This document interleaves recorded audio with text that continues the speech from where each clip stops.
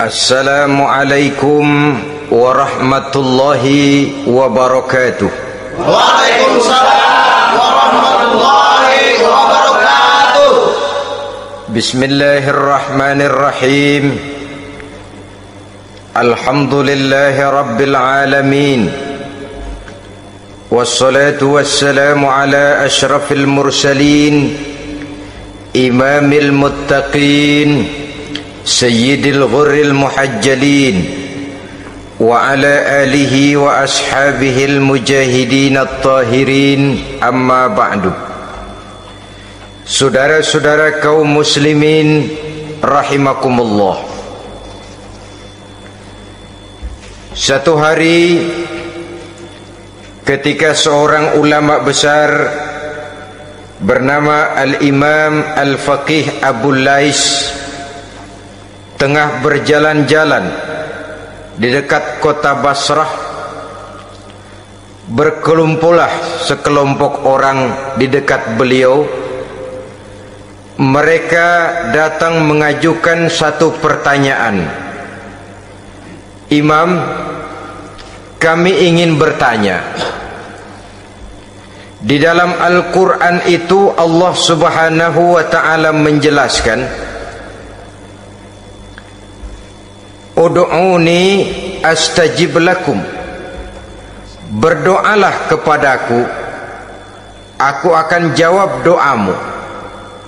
Mintalah kepadaku, aku kabulkan permintaanmu. Itu dan begitu janji Allah di dalam Al-Quran. Kami, kata orang-orang tadi, sudah lama berdoa kepada Allah, tapi kenapa sampai sekarang doa kami ini belum dikabulkan? Katanya, ud'uni astajib lakum. Kalau kamu berdoa, aku jawab, aku penuhi, aku kabulkan doamu. Itu janji Allah.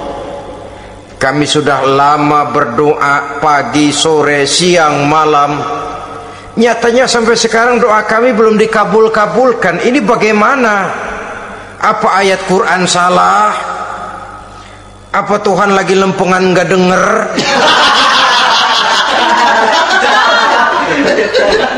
Apa doa kami yang terbalik?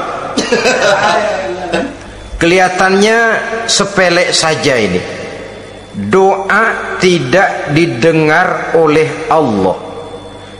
Permohonan tidak dijawab, tidak dikabulkan oleh Allah. Tapi sebenarnya kalau kita mau merenung, kemalangan apa yang paling besar dalam kehidupan ini selain daripada kalau permohonan dan doa kita sudah tidak dihiraukan oleh Allah? Artinya hidup sudah tidak diopeni oleh Allah.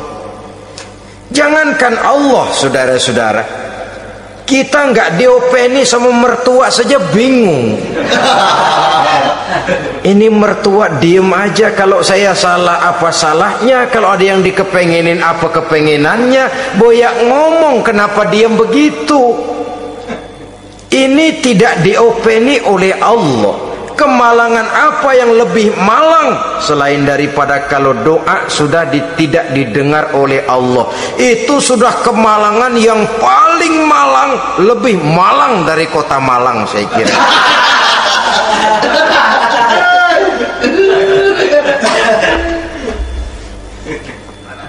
Menghadapi pertanyaan ini, Imam Al-Faqih Abu Lais senyum. Lalu beliau berkata, tuan-tuan, tahu kenapa doa tuan-tuan tidak dijawab, permohonan tidak dikabulkan? Allah sudah tidak memperdulikan tuan-tuan ini. Kami tidak tahu, Imam, maka kami bertanya. Begini, hati tuan-tuan itu mati. Dari hati yang mati, channel tidak nyambung kepada Allah. Dari channel yang putus tidak ada getaran strom, bagaimana akan timbul gejala? Hatimu mati, jadi pantas kalau doa tidak dikabulkan, permohonan tidak dipenuhi, doa tidak terjawab, hatimu mati. Saudara-saudara kaum muslimin, dari hati yang mati ini, getaran tidak akan sampai ke hadratullah azza wa jalla. Nah, ini juga satu penyakit yang kita sangat khawatirkan, yaitu apabila hati kita sudah mati selagi jasad masih hidup. Artinya, jadilah kita bangkai berjalan di hadapan Allah subhanahu wa ta'ala. Sementara kita sangat disibukkan dengan menggali berbagai macam jenis obat penangkal penyakit zahir, dan kita kurang perhatian untuk mencari obat penangkal penyakit batin yang kalau diserang penyakitnya menghancurkan kehidupan abadi di akhirat nanti. Perkembangan ilmu kedokteran nyata benar diikuti dengan perkembangan jenis-jenis penyakit. Makin maju ilmu kedokteran, makin modern penyakit. Ngerti juga rupanya itu penyakit. Dulu kita tidak kenal yang namanya AIDS, kita tidak tahu yang namanya liver, kita tidak kenal yang namanya stres. Paling yang banyak cika, masuk angin dan sebagainya. Tapi baiklah, penyakit-penyakit batin yang menyebabkan hati menjadi mati, dan dari hati yang mati doa tidak naik, tidak didengarkan oleh Allah subhanahu wa ta'ala. Nah, kata orang-orang tadi, yang menyebabkan hati kami mati ini apa, Imam? Beliau menjawab, pertama, araftumullaha wa lam tu'tuhu haqqahu. Yang menyebabkan hatimu jadi mati, pertama, kamu kenal benar kepada Allah, tapi haknya untuk disembah, kewajibanmu untuk menyembah, tidak pernah kamu laksanakan. Bagaimana Allah tidak akan jauh dari kita kalau kita tidak akan mengadakan pendekatan kepadanya? Dan pendekatan kepada Allah hanya bisa kita tempuh melalui jalur kegiatan ritual ibadah. Allah akan terlalu jauh apabila kita hanya membicarakannya lewat filsafat dan renungan yang mendalam. Tapi Allah akan dekat dan terasa hadir dalam hidup apabila kita dekati Ia dengan pelaksanaan ibadah kepadanya. Kamu kenal Allah, tapi hakmu untuk menyembah, kewajibanmu untuk menyembah, haknya untuk disembah, tidak pernah kamu laksanakan. Kalau soal Allah kita kenal bukan main. Bahkan tidak hanya kita mengajarkan kenal juga kepada anak-anak kita. Kalau ditanya siapa pencipta matahari, bulan dan bintang? Allah. Siapa pencipta lautan, gunung, hutan belantara dan sungai-sungai? Allah. Siapa pencipta bumi, matahari dan sebagainya? Allah. Sembahyang apa enggak? Bagaimana nanti?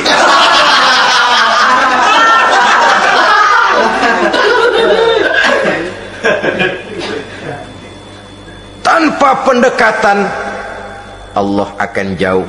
Apabila Allah jauh, maka doa tidak akan didengarkan olehnya.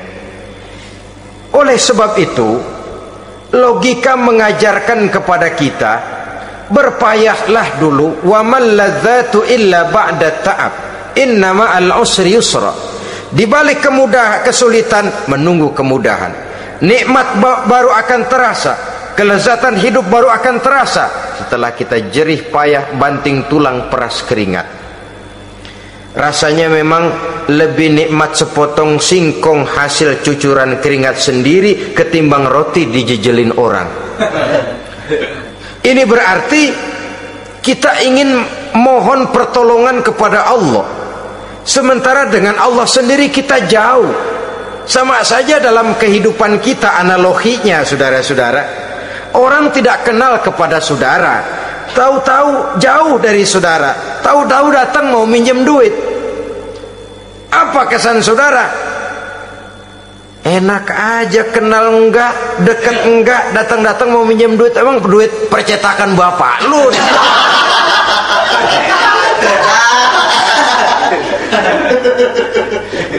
Sedangkan yang kita kenal, sedangkan yang kita bertemu tiap hari, Sedangkan yang sering datang ke tempat kita, kalau satu saat dia pinjam duit, toh kita kadang-kadang masih mikir.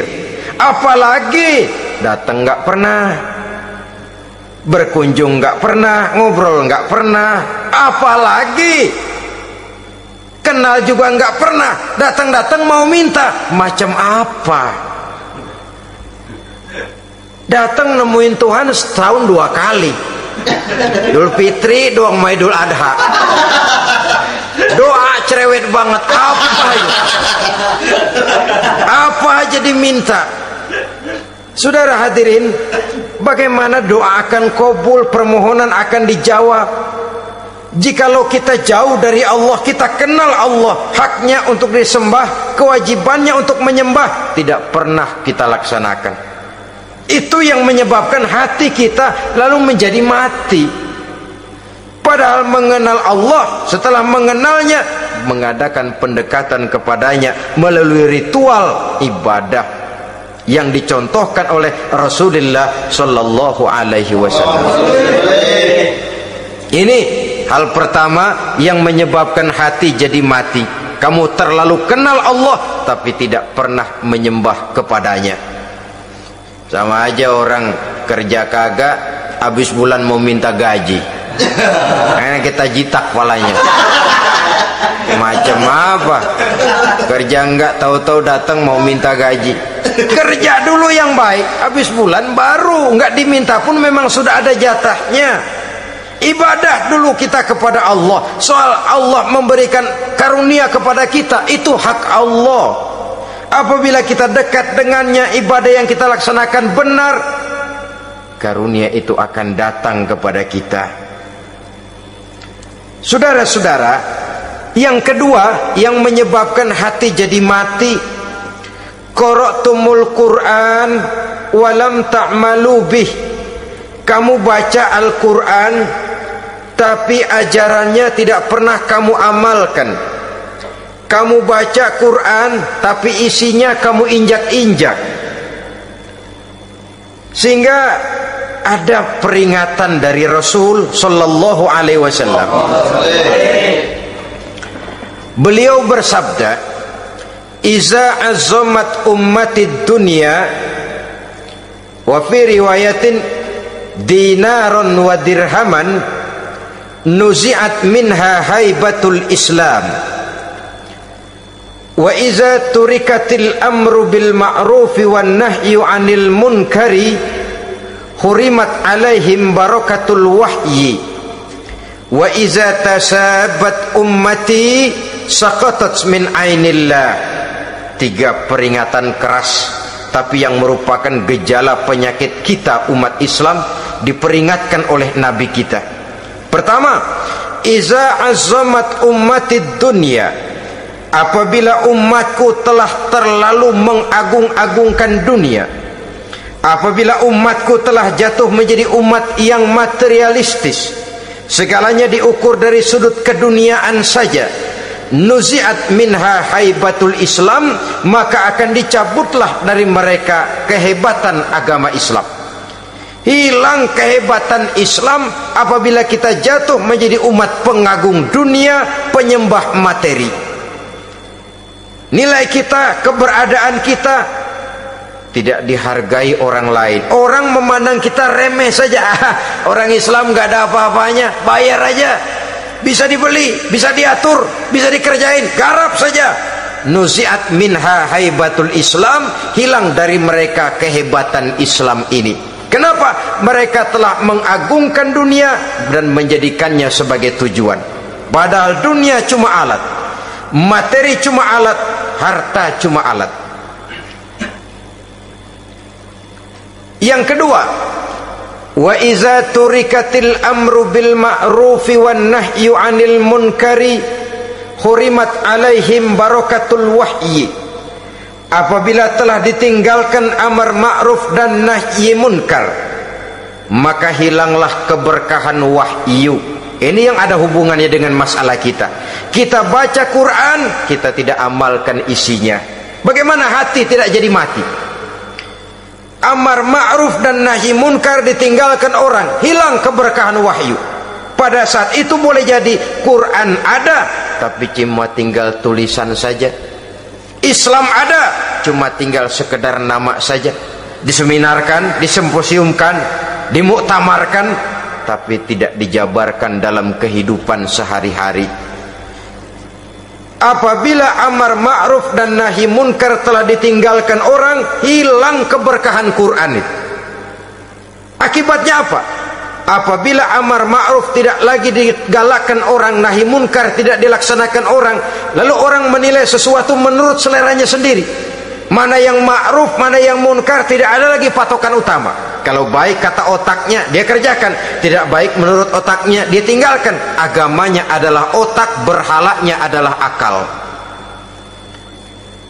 Akhirnya umat kehilangan pedoman. Tidak lagi jelas mana batas yang ma'ruf, mana batas yang munkar. Dalam kondisi sedemikian, akhirnya akan terjadi penjungkiran nilai. Paling celaka nantinya, yang ma'ruf malah dianggap munkar, yang munkar malah menjadi ma'ruf. Peringatan ketiga dari Nabi, wa iza tasabat ummati saqatat min ainillah. Apabila umatku sudah saling berbantahan, apabila umatku sudah saling caci memaki, saqatat min ainillah, jatuhlah mereka dalam pandangan Allah Subhanahu wa taala. Hilang wibawa umat yang sudah saling mencaci maki, saling menjatuhkan, saling gasak, gesek, gosok. Justru agama menganjurkan kita ini saling asah, asih, asuh. Kadang yang kita praktekkan, kita ini saling gasak. Yang kedua, saling gesek. Yang ketiga, saling gosok. Gasak, gesek, gosok. Kacau kita ini. Saling gasak, menjegal kawan seiring, menggunting dalam lipatan. Saling gosok, fitnah sana, fitnah sini. Saling gesek, sikut kiri, sikut kanan. Tidak peduli orang lain luka dan sebagainya. Yang penting dia bisa nangkring. Jatuh kita dalam pandangan Allah apabila umat sudah saling mencaci maki. Maka kita kembali kepada persoalan hal kedua yang menyebabkan hati jadi mati, qara'tumul Qur'an walam ta'malu bih. Kita baca Al-Quran tapi ajarannya nyaris tidak kita amalkan di dalam kehidupan kita. Akibatnya hati lalu jadi mati. Itu yang kedua. Yang ketiga yang menyebabkan hati jadi mati dan doa tidak terjawab, idda'aitum annakum min ummati Muhammadin sallallahu alaihi wasallam walam ta'malu bi sunnatihi. Kamu mengaku, kamu memproklamirkan diri sebagai umatnya Nabi Muhammad, tapi sunnahnya tidak pernah kamu amalkan. Malahan perkembangan paling akhir bukan saja tidak mau mengamalkan sunnah, malah mengingkari sunnah. Inna lillahi wa inna ilaihi raji'un. Oh, Nabi Muhammad itu manusia biasa seperti kita. Sebagai manusia dia bisa salah. Dan ternyata hadis banyak yang palsu. Yang otentik cuma Quran, selebihnya adalah sejarah. Tidak ada itu sunnah, langsung saja kepada Quran. Oh, hadis itu bukan sumber hukum. Oh, tidak perlu mengamalkan sunnah. Saudara-saudara kaum muslimin, mengaku kita umat Nabi, tapi sunnahnya kita campakkan, tidak kita amalkan. Setelah tidak kita amalkan, kita campakkan. Setelah kita campakkan, kita ingkari pula. Inna lillahi wa inna ilaihi raji'un. Bagaimana hati tidak jadi mati?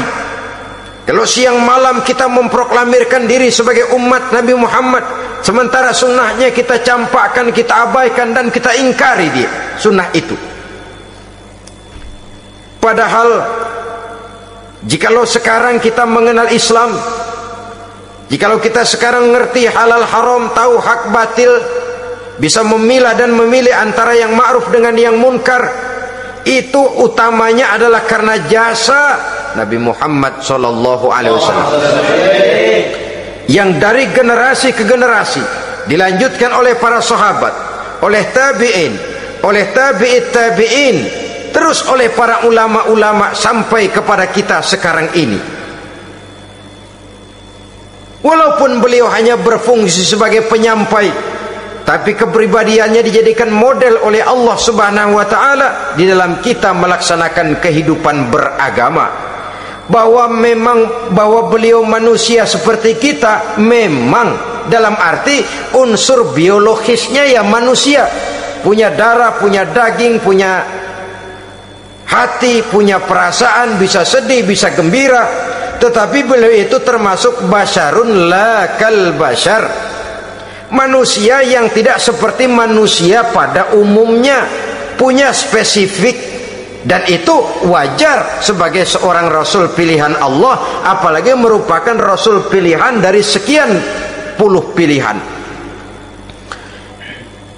Bahwa jamrud itu batu memang, tapi nilainya kan berbeda dengan batu kolar.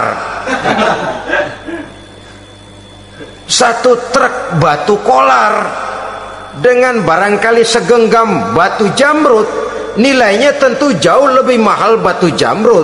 Kalau soal batunya, sama batunya, tapi nilainya berbeda karena esensinya berbeda.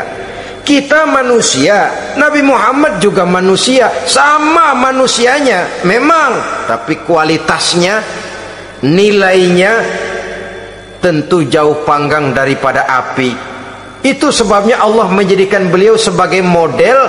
Laqad kana lakum fi rasulillahi uswatun hasanah. Di dalam diri Rasul itu terdapat contoh teladan yang sangat baik bagi kita.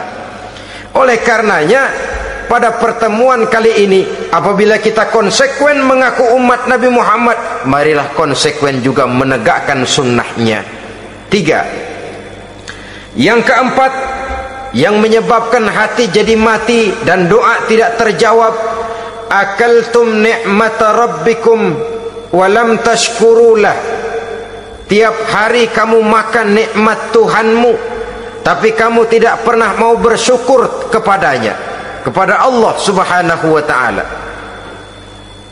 Nikmat Tuhan kita doyan banget, tidak pernah sehari dan sesaat pun terlepas diri dan hidup ini dari nikmat-nikmat yang diberikan Allah. Sejak kita bangun tidur sampai tidur kembali, bahkan tidur itu sendiri, di pasar, di sawah, di kantor, dimanapun kita berada, nggak pernah nikmat Allah berhenti. Hidup kita dalam alam diberikan segala fasilitas untuk menunjang kehidupan. Nggak pernah Allah pasang pajak matahari, nggak pernah Allah pasang pajak gas udara. Nikmat-nikmat yang banyak itu tiap hari kita kecap, tiap hari kita nikmati, tapi kita tidak pandai bersyukur.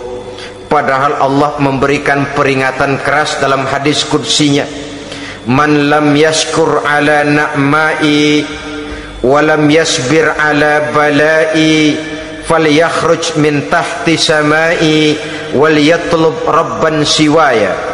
Siapa yang tidak mau bersyukur terhadap nikmat yang aku berikan kepadanya dan tidak mau bersabar terhadap ujian yang aku berikan kepadanya, silahkan keluar saja dari kolong langit ini dan cari Tuhan selain aku. Diusir oleh Allah. Kalau orang tidak mau bersyukur terhadap nikmat yang aku berikan dan tidak mau bersabar terhadap ujian yang aku timpakan, keluar dari kolong langitku, keluar, cari Tuhan selain aku. Diusir. Lah yang ngusir Allah. Anak sekarang bilang mau ke Menong.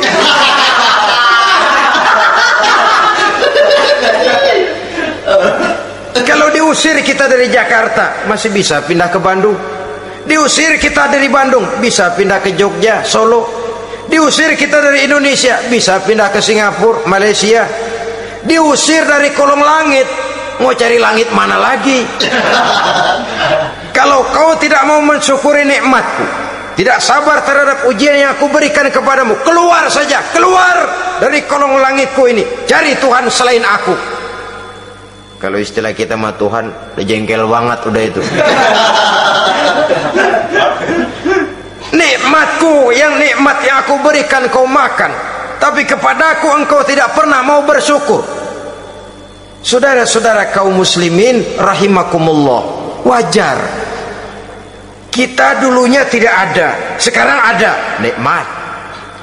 Susunan biologis manusiawi kita demikian cantik, nikmat. Tinggal di bumi, fasilitas yang kita perlukan disediakan, tinggal kemampuan kita mengelolanya, nikmat. Diberikan kita otak yang membedakan kita dengan binatang, nikmat. Diberikan kita agama, diutus para rasul untuk jadi model dalam kehidupan kita, nikmat. Kalau cara kita emang kurang apa sih? Apa yang kurang, hei manusia? Engkau tidak ada, aku adakan. Kalau aku perintahkan kau tinggal di bulan, mungkin kau tidak akan sanggup hidup. Begitu lahir juga kelepok-kelepok habis. Ya nggak ada HO2 toh di bulan, mau ngisap apa? Aku tinggalkan kau, aku perintahkan tinggal di permukaan bumi. Alamnya indah, fasilitas serba menunjang, nikmati semuanya, semuanya untuk kamu, semuanya. Satu pintaku, syukuri nikmat yang aku berikan kepadamu. Ya bukan cuma syukur dalam ucapan, syukur dalam perbuatan. Banyak nikmat yang diterima, makin banyak dia sujud, makin banyak dia ruku, makin banyak dia mengadakan pendekatan kepada Allah. Syukur dalam artian berupa tindakan dan perbuatan, mempergunakan nikmat sesuai dengan kehendak yang memberikan nikmat itu sendiri kepada kita.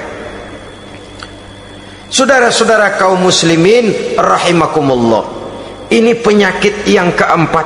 Kamu makan nikmat Tuhanmu, tapi kamu tidak pernah pandai bersyukur kepadanya, mensyukuri nikmat yang diberikan tadi. Bagaimana hati tidak jadi mati? Kita sibuk mempersolek jasmani, mencari obat penangkal penyakit zahir.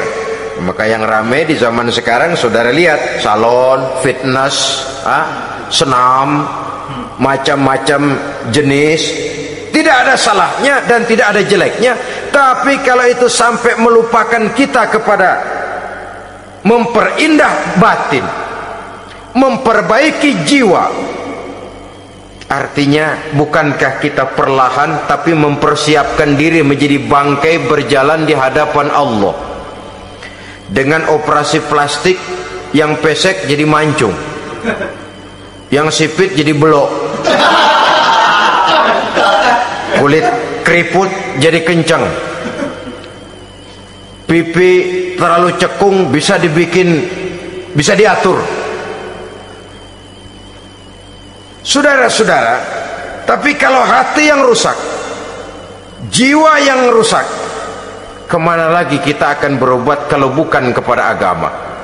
Maka hati itu jadi mati apabila kita selalu memakan nikmat Allah dan tidak pandai mensyukuri nikmat itu. Dari hati yang mati tidak akan ada getarannya. Oleh sebab itu doa tidak terjawab. Selanjutnya, yang menyebabkan doa tak terjawab dari sebab matinya hati, qultum annal mauta haqqun wa lam tasta'iddu lahu. Kamu berkata, kamu yakin bahwa mati adalah sesuatu yang benar, tapi kamu tidak pernah punya persiapan untuk mati. Padahal menurut logika, orang yang akan bepergian jauh tentu dia harus mempunyai bekal yang cukup. Semakin jauh jarak perjalanan yang akan ditempuhnya, semakin banyak perbekalan yang harus dibawanya. Dahulu, seketika beberapa jamaah dari Yaman akan melaksanakan ibadah haji dengan nekat. Mereka berprinsip, pokoknya kan berangkat haji jadi tamunya Allah, nanti Allah yang akan ngelayanin. Mereka nekat, modal badan doang berangkat. Diadukan kepada baginda Rasul, lalu turun peringatan dari Allah, wa tazawwadu fa inna khairaz zadi taqwa. Jangan begitu, bawa bekal, sesungguhnya bekal yang paling baik adalah takwa. bahwa berangkat dengan bekal takwa itu bekal yang paling utama, tapi bekal-bekal yang lain pun jangan diabaikan. Kalau kita akan berangkat untuk tujuan yang baik, bekal yang paling utama memang takwa, tapi tidak berarti harus mengabaikan bekal-bekal yang lain. Begitulah, semakin jauh perjalanan yang akan kita tempuh, semakin banyak bekal yang harus kita hadapi. Kalau saudara mau pergi ke Surabaya, tidak membawa bekal kemudian berani berangkat, rasanya sih saya pikir itu bukan berani, nekat namanya. Sama saja orang belum pernah sembahyang mati, nekat tuh orang, berani amat. Belum berbuat kebaikan barang sedikit pun sudah mati, nekat namanya itu. Sama saja tadi, nggak bawa bekal apa-apa berangkat ke Surabaya, sampai Surabaya belum tentu, sengsara udah jelas. Belum punya bekal yang baik sudah mati, sampai ke surga belum tentu, tapi kebelangsak dan sengsara rasa-rasanya pasti itu. Oleh karena itu, kalau kita yakin mati sesuatu yang benar, sesuatu yang pasti datang menimpa, maka hendaklah kita mempersiapkan bekal. Kemudian idda'aitumun najata minan nar wa ramaitum fiha anfusakum. Kamu memproklamirkan diri ingin selamat dari neraka, tapi kamu lemparkan dirimu ke dalam neraka. Bagaimanapun bajingannya bajingan, kalau ditanya ente mau masuk neraka enggak, jawabannya pasti enggak. Itu pasti perbuatannya sendiri yang melemparkan dirinya ke dalam neraka, membiarkan dirinya berlarut-larut, bertimbun-timbun dalam dosa dan kesalahan, dan tidak akan ada niatan untuk memperbaiki diri. Hanyut di meja judi, habis ditelan minuman keras, fitnah sana fitnah sini, hasud sana hasud sini. Padahal mulutnya ingin selamat dari neraka, perbuatannya malah melemparkan dirinya ke dalam api neraka. Tidak ada orang yang lebih sayang kepada diri kita selain kita sendiri. Dan menyayangi diri itu tidak cuma dengan memandikannya sehari 3 kali, memakaikannya parfum dengan segala macam merek, memakai sabun yang wangi-wangi, minyak yang harum-harum. Lebih daripada itu, jaga dan sayangi diri, jangan jatuhkan dia ke dalam perbuatan-perbuatan yang bisa menjerumuskan diri itu ke dalam neraka. Kemudian disambung oleh Imam Al-Faqih Abu Lais yang menyebabkan doa tidak terjawab karena hati mati, idda'aitum dukhulal jannah walam ta'malu laha. Kamu ingin masuk surga, tapi kamu berat mengamalkan perbuatan yang bisa menyampaikan kamu ke surga. Semua kita kalau ditanya mau masuk surga, mau, tapi jarang yang berlomba melakukan perbuatan-perbuatan yang bisa menyampaikan kita ke surga. Kemudian yang terakhir kata Imam Al-Faqih Abu Lais, dafantum mautakum walam ta'tabiru laha. Kamu menguburkan orang yang mati di antara kamu, tapi kamu tidak bisa mengambil i'tibar, tidak bisa mengambil pelajaran dari mayit yang jenazah yang kau kuburkan itu. Mestinya kan nguburin orang tuh membuat sadar. Iya, kalau sekarang dia saya baringkan di liang lahat, menghadap ke arah kiblat, bantalnya tanah, setelah itu ditutup dengan papan, lalu ditimbun dengan tanah. Iya, sekarang giliran dia, giliran saya, entah besok, lusa, bulan depan, tahun depan, tapi pasti mengubur mayat, mengubur jenazah, tapi tidak bisa mengambil i'tibar dari yang dilaksanakannya itu. Ini merupakan penyakit-penyakit batin yang merupakan handicap, yang menimbulkan jarak antara kita dengan Allah Subhanahu wa ta'ala. Pantas kalau itu semua ada pada diri kita, hati jadi mati. Dari hati yang mati, doa tidak akan tembus. kita tidak lagi akan diperdulikan oleh Allah Subhanahu wa taala, dan itu sekali lagi kemalangan yang terbesar dalam kehidupan kita. Bagaimana jalan keluarnya? Pertama, memperbaiki batin kita, menyelamatkan diri daripada penyakit-penyakit yang bisa mematikan hati seperti yang sudah saya sebutkan tadi. Yang kedua, berdoa dengan adab, sehingga tata cara di dalam kita bermohon kepada Allah Subhanahu wa taala dibicarakan secara khusus oleh Al-Imamul Ghazali dalam kitab Ihya beliau yang disebut adabud doa. Adab di dalam kita melaksanakan doa kepada Allah Subhanahu wa taala. Setelah batin ini bersih dari penyakit-penyakit hati yang bisa menyebabkan hati jadi mati, berdoalah kita kepada Allah. Bagaimana adabnya? Kata Imamul Ghazali rahimahullah, yang pertama, hendaklah ia di dalam berdoa itu memilih waktu yang mulia.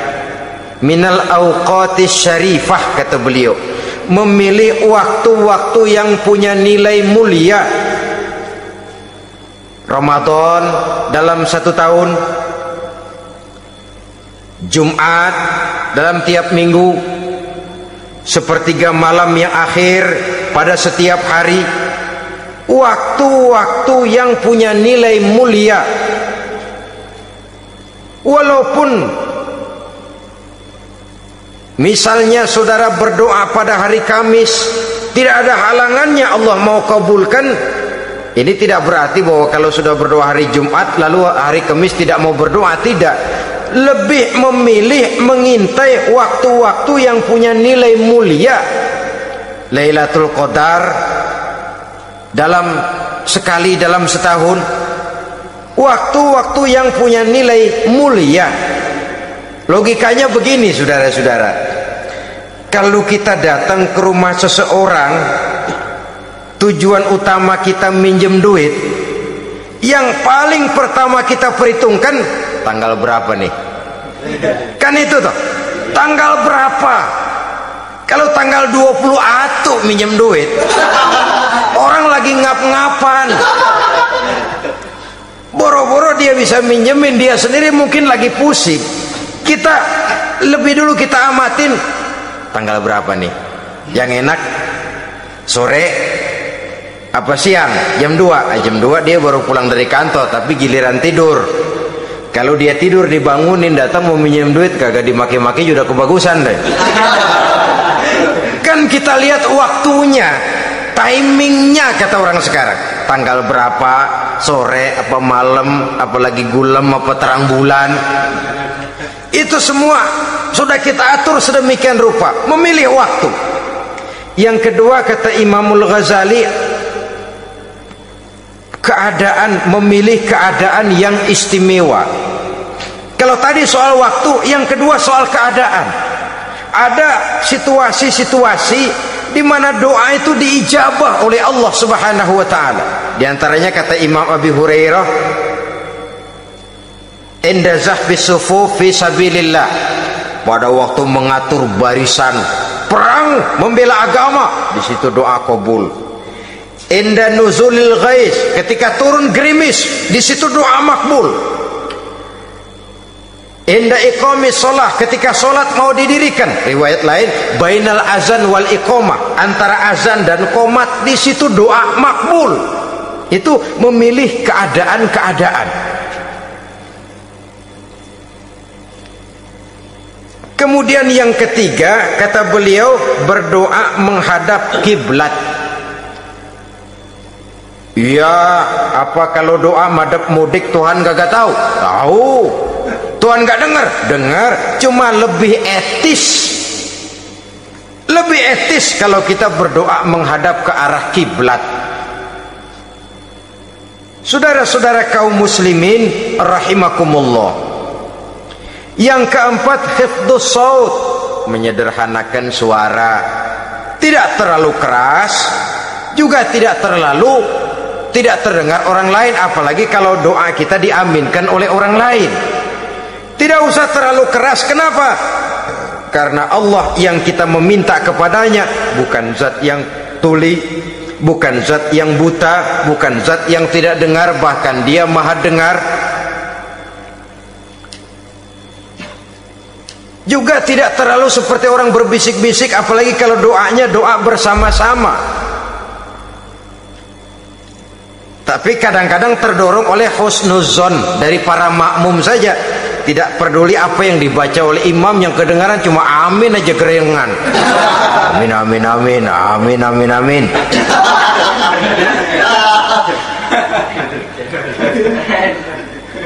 Juga tidak terlalu keras seperti orang berdoa, seperti orang pidato. Saudara-saudara kaum muslimin rahimakumullah. Yang kelima, alla yatakallafa saja fid doa. Dalam berdoa, kalau istilah kita, jangan nyelongcong. Sajak sujak ini menunjukkan sikap berani kepada Allah. Misalnya ada orang berdoa, ya Allah ampunilah saya kalau engkau mau. Kalau Allah mau, kasihanilah saya ya Allah kalau engkau mau. Itu doa orang songong. Atau sama saja, ya Allah berilah saya rezeki dikit aja. Emang kenapa pakai begitu?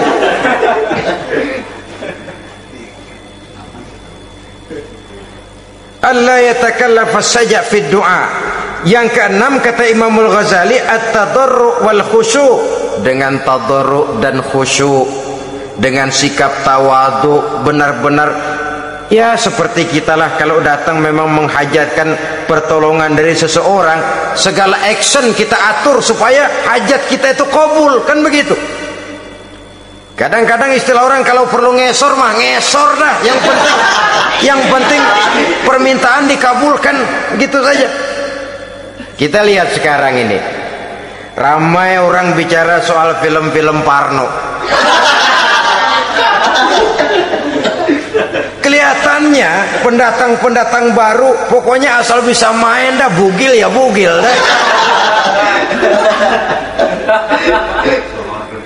Yang penting nyohor, bisa tampil. Walaupun dalinya semua sama, mula-mula cuma iseng. Adegan panas bagaimana? Kalau tuntutan skenario apa boleh buat? Apa boleh buat? Emang nggak bisa milih. Setelah film beredar baru saya juga jijik ngeliat, lah tadi kemana waktu bikin? Udah jadi baru jijik, bikinnya merem memang itu.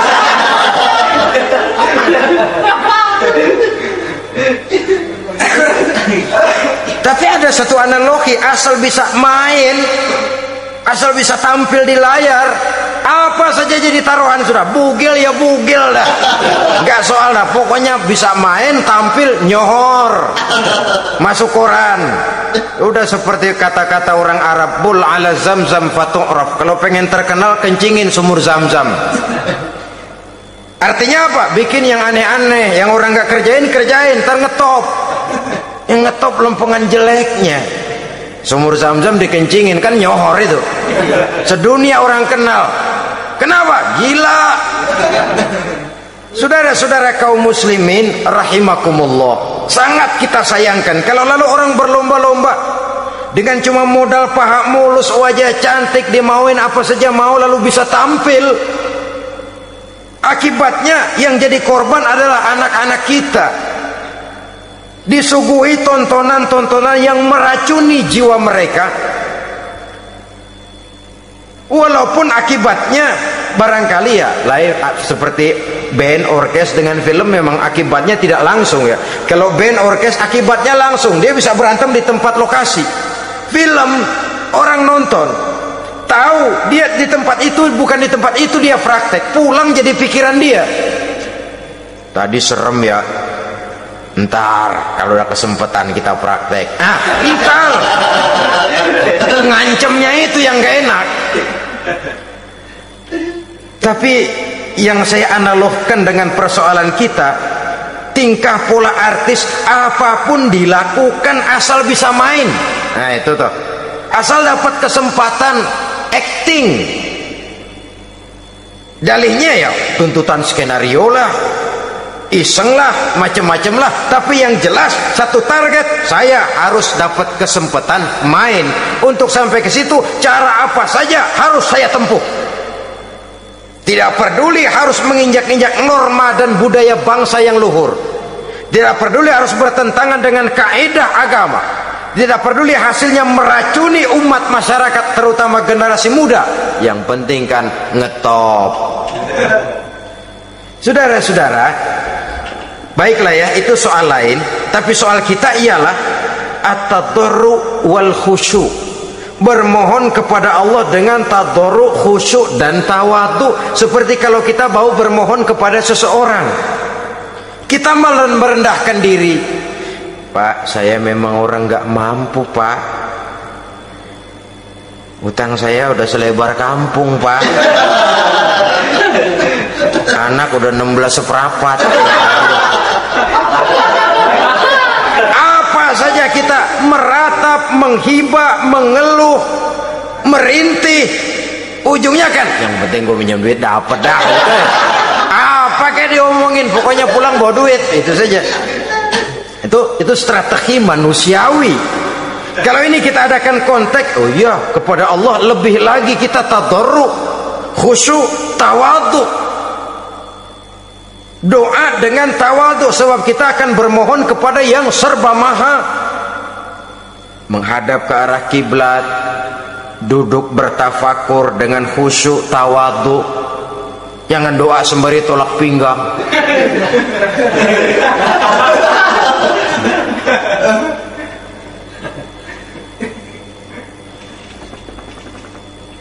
Yang ketujuh, kata Imamul Ghazali, ayyujzimad du'a wa yuqina bil ijabah. Hendaknya dia menjazamkan doanya itu dan yakin bahwa doanya akan dikabulkan oleh Allah. Sebab kata Nabi, innallaha la yaqbalu du'aan min qalbin ghafilin lahin. Allah subhanahu wa ta'ala tidak akan menerima doa dari hati yang lalai dan main-main. Doa ke orang ugah-ugahan.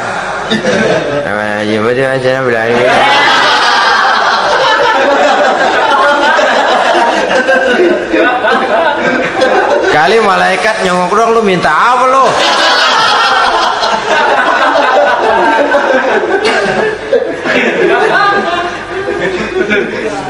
Seperti tadi itu, kita datang mau minjem duit sama orang, ngomongnya ogah-ogahan. Minjem duit dikasih syukur enggak, ya udah. Ya enggak dah, enggak dikasih sudah. Kenapa? Mintanya begitu, enggak serius dan enggak yakin bahwa doanya akan dikabulkan.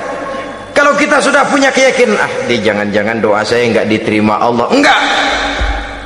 Ana, kata Allah, ana inda zanni abdi bi. Aku sih bagaimana menurut sangka hambaku kepadaku saja. Kalau sangkanya baik, aku baik. Kalau sangkanya doanya dikabulkan, aku kabulkan.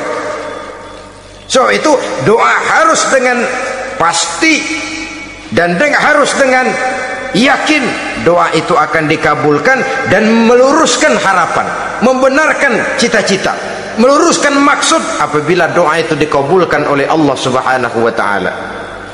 Saudara-saudara, oleh karenanya jangan doa setengah hati, jangan berdoa sambil main-main, apalagi menghadap kiblat dengan dua tangan terangkat sebagaimana dicontohkan oleh Rasulullah sallallahu alaihi wasallam.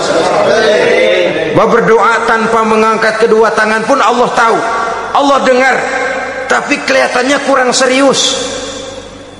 Seolah-olah terserah ada Tuhan, mau dikasih ya kasih, enggak ya udah. Seolah-olah kita tidak serius dalam berdoa. Kemudian yang berikutnya kata Imamul Ghazali, ayyaftatahad du'a bi zikrillah fala yabda'u bi su'al. Hendaknya dia mulai berdoa itu dengan menyebut nama Allah, berzikir kepada Allah. Fala yabda'u bi su'al, jangan langsung memulai dengan permintaan. Ini tata krama etisnya. Sama juga orang kirim surat, salam sejahtera kami haturkan, padahal mah nggak ada itu juga nggak apa-apa. Itu kan maksud mukaddimah saja. Besar harapan kami semoga Bapak dan sekeluarga di sini pun berada dalam keadaan sehat walafiat.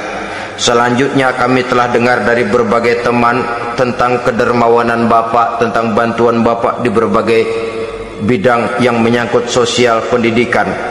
Sehubungan dengan itu maka kami bermaksud mengajukan permohonan. Baru masuk itu mah 15 kalimat kesonoin, urusan lain. Intinya sehubungan dengan itu kami bermaksud memohon kepada Bapak. Kita mulai. Salam sejahtera kami haturkan, bersama ini pula kami macam-macam lah. Sama juga seperti tadi itu. Kita datang mau minjem duit. Datang karena kita tahu datang habis bulan. Malam terang bulan. Udaranya sejuk. Ngobrol lah kita, dapat teh. Apa kabar Pak? Baik. Aduh Bapak sih untung dah Pak, kayak pemurah lagi. Saya tahu Bapak banyak nyumbang di mana-mana. Di Angon aja tuh orang di Angon.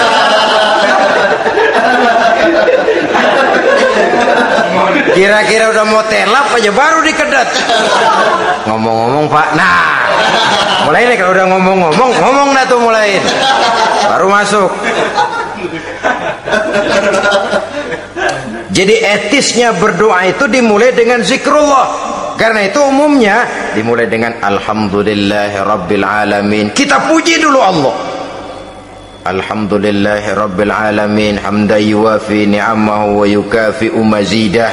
Kita puji dulu Allah. Seperti orang tadilah. Kita puji dulu kebaikannya.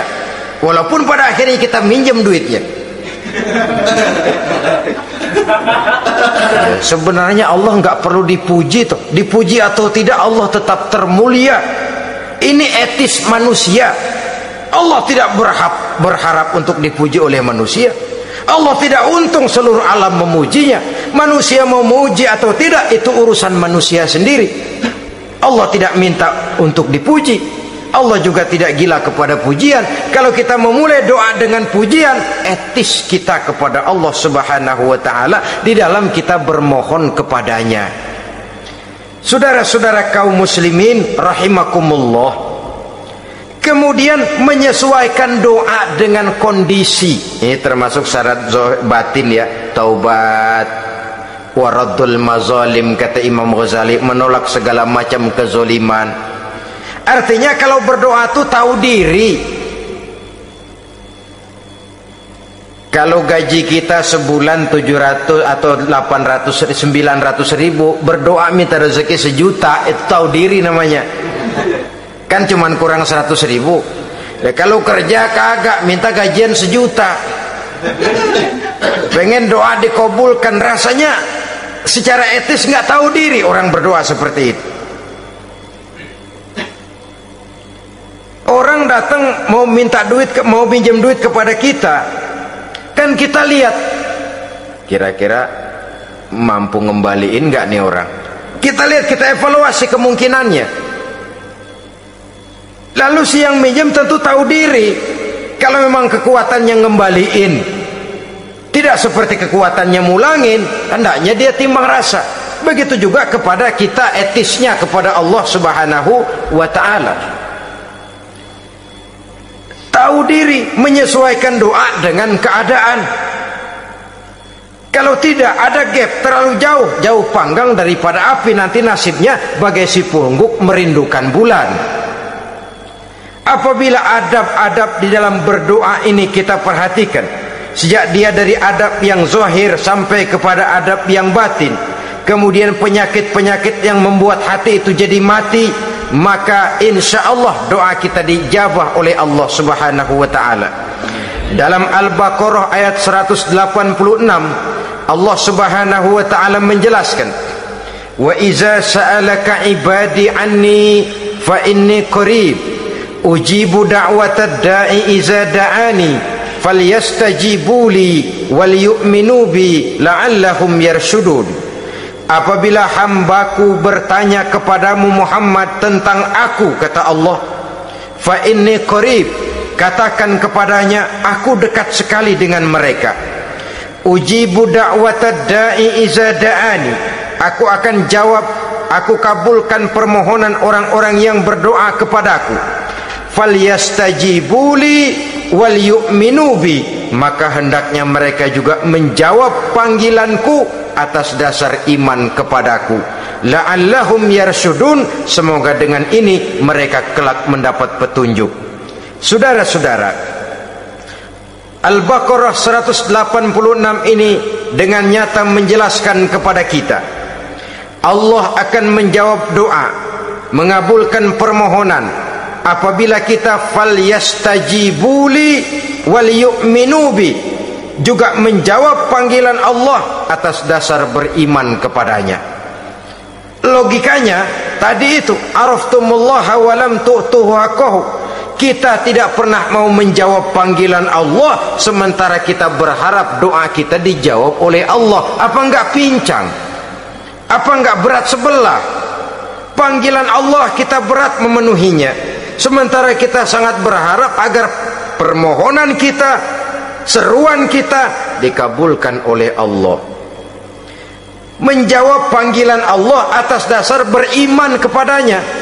Kenapa? Ada orang menjawab panggilan bukan berdasarkan iman, tapi karena target lain. Datang sembahyang Jumat paling dulu, target utamanya pulang juga paling dulu nyabet sendal, nyabet sepatu. Menjawabnya ya, tapi tidak karena iman. Jadi apabila kita rajin menjawab panggilan Allah atas dasar beriman kepadanya, maka seruan, permohonan, doa niscaya dikabulkan olehnya. Ini saja, mudah-mudahan ada manfaatnya. Terima kasih atas segala perhatian, mohon maaf atas segala kekurangan. Usikum wa nafsi bitaqwallah. Wassalamualaikum warahmatullahi wabarakatuh. Waalaikumsalam.